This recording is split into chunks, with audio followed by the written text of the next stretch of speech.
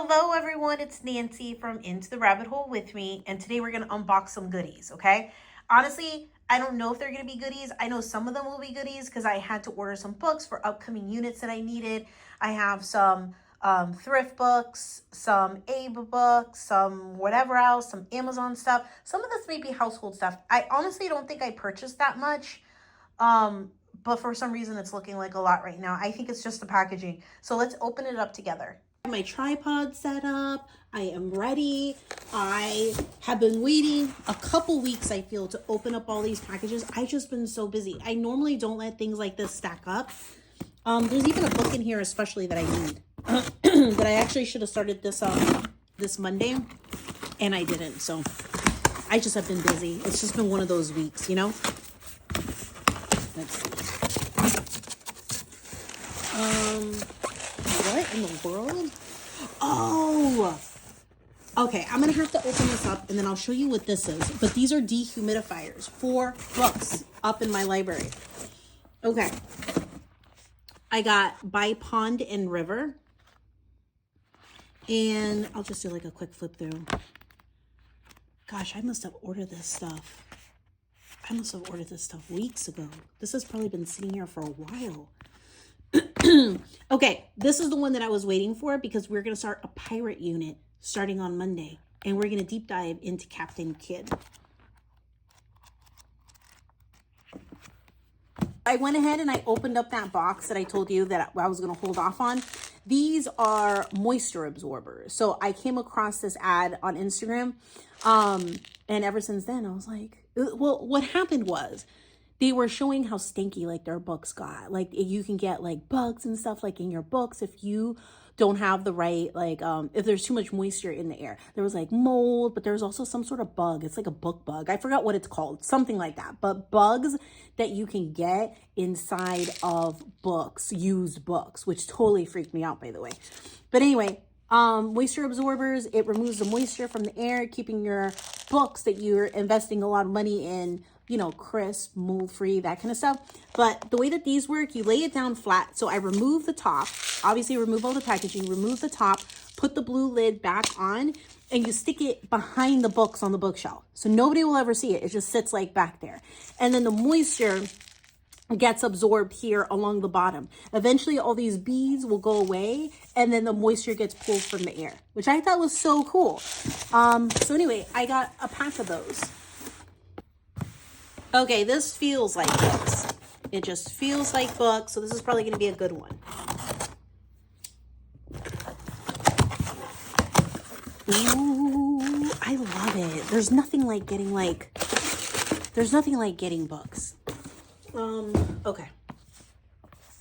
Robinson Crusoe. This is going to be our family read aloud. We're currently reading Moby Dick and we're about halfway through it.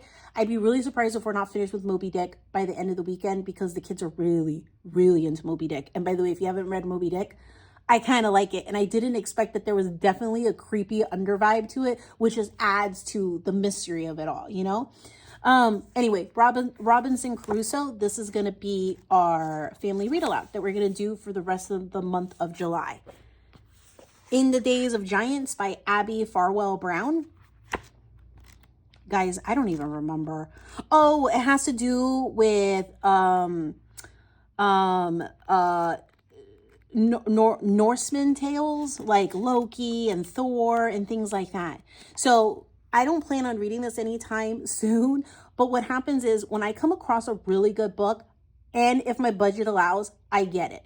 And then I add it to our shelves because I am not going to remember by the time we get to this period again, or whenever I want to cover this, I'm going to forget. So if budget allows and I can, I do it, you know, with books that I'm like really fond of. So there's that one. Another Robinson Crusoe one.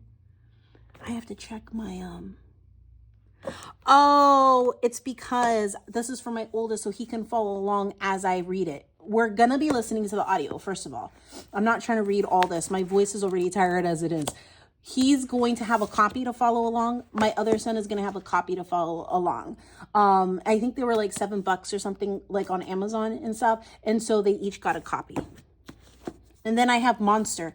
I have been wanting to read this one for a while. My son is a huge fan of Walter Dean Myers ever since Love That Dog by Sharon Creech. Ever since that, he's been like a huge fan. So I'm really excited for this one.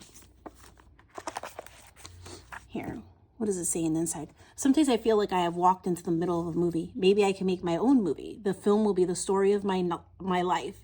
No, not my life, but of this experience. I'll call it what the lady who is the prosecutor called me, Monster. So this has to do with a lot of deep subjects and stuff. I think it's going to be fantastic. I'm going to provide more information about all the other books in a later video. To be honest, I've kind of forgotten half of the books because I really honestly think they've been sitting here for probably close to 4 weeks, you know? So I have forgotten a lot of what I got, the reason I got it, and what it was about. So I have to refresh my memory. But as I use it and as I integrate it into our studies, I'll definitely circle back and we'll discuss and talk about it. Here is another book. I know it's a book because I can feel it rattling around. The next book is this one, A Voice of Her Own. I have been wanting to read this for a while. Candlewick biographies are true stories of remarkable people written and illustrated in full color for young readers. Each book illuminates a turning point or defining moment in the life of a notable individual in the arts, science, or history. And this is what it looks like on the inside. I'm sorry, guys. My throat is just like, ooh. Love the illustrations. That's what it looks like. Okay, so we have that. I definitely know what this one is. So Lemony Snicket. The only series from Lemony Snicket that I was familiar with was a series of unfortunate events. Well, there is another series that I actually love. My kids and I, when we did a mystery genre last summer, we did this series, All the Wrong Questions, and book 1 ended on a cliffhanger. So I was like, oh my gosh, I had no idea it was going to end on a cliffhanger. So we're going to continue and pick that back up this summer, and we're going to do book 2. But if you haven't read these before, I love them. Like, I don't know. I really jive with like the writing style. Okay, here's the other box.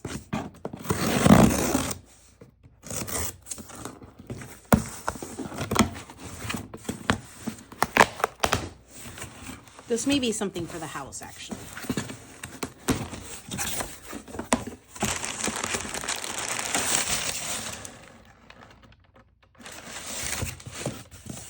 This is when I was cleaning up my schoolroom space and stuff. I need something to hold my dry erase boards from Jack and Link, but I also need it for other things like that I need in the house and stuff. And so I got this. This is a 4-pack. So this is a 4-pack. Hold on a second. Oh, I hear the thunder. Okay, so this is 1 pack. You guys see that? 1 pack. And then I have others. They're all kind of just like nestled in here. I'm actually just going to leave them in there. Well, here you go. Here's the second one. I'm going to leave the other 2 because I don't think I need them quite yet, but I do need them in my shop. So this is what it looks like. It was fairly inexpensive too. So I'm hoping that it works, you know? I think it's going to actually work wonderfully. Okay, so there's that. Okay. I think this is books.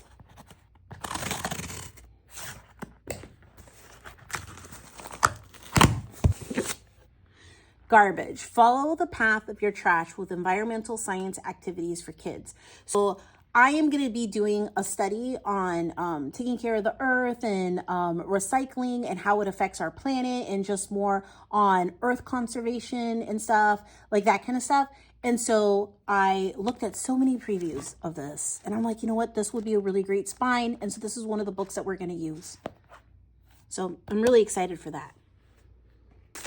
All right, here's the next one.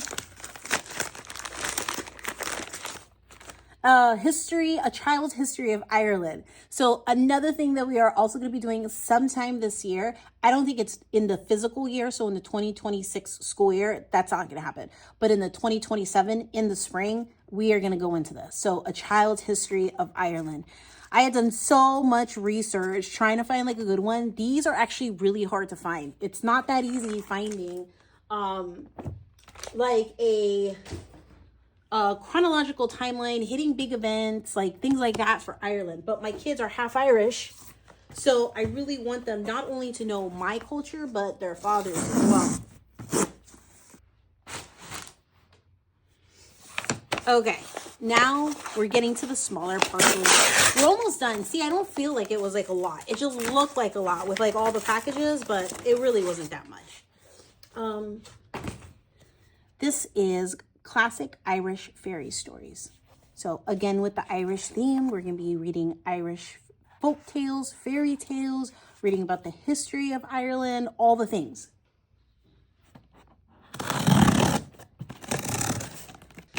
Okay. Oh, there's a couple in here. Let's see.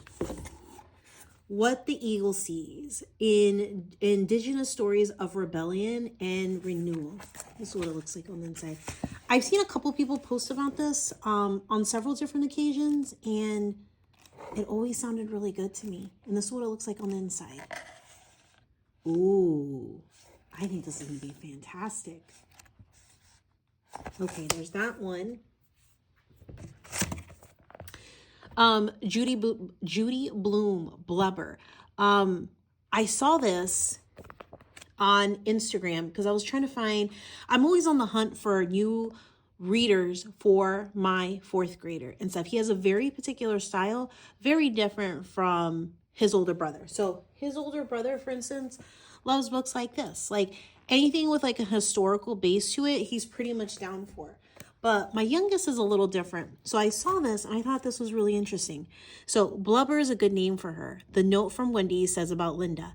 Jill crumples it up and leaves it on the corner of her desk. She doesn't want to think about Linda or her dumb report on Wales just now. Jill wants to think about Halloween. But when Robbie grabs the note and before Linda's done talking, it's gone halfway around the room. That's where it all starts. There's something about Linda that makes a lot of kids in her 5th grade class want to see how far they can go. But nobody, least of all Jill, expects the fun to end where it does. So, from my understanding, I think it's going to deal with some bullying and name calling.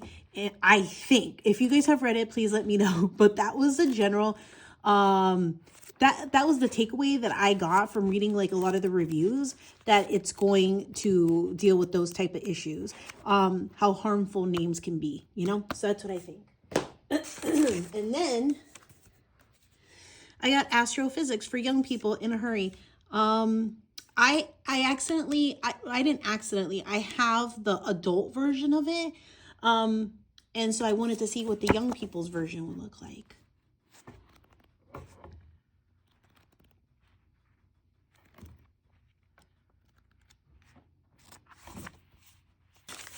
Okay, guys, this is the last one. Okay, the names upon the harp,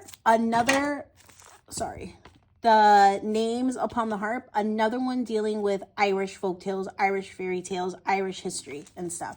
I got this because the illustrations are supposed to be gorgeous. So let's see. They are really pretty.